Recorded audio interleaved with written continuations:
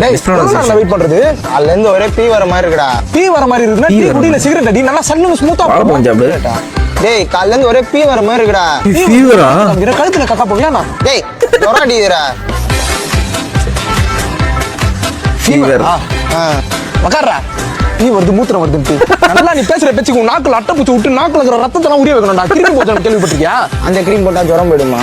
டேய் அது கிரீம் இல்லடா. போடா. டேய் லெஃப்ட் போணுமா ரைட் போணுமா? லெஃப்ட் தான் போனோம். நல்லா தெரியுமா எனக்கு ரைட் தான் தோணுது. டேய் நல்லா தெரியும்டா. லெஃப்ட் எடுத்து ஸ்ட்ரைட்டா போனேன்னு ஒரு அப்பளம் இருக்கும். அப்பளம் ஒட்ட மாதிரி ஒரு சந்து போகும். அந்த சந்து தான் மண்டபம்.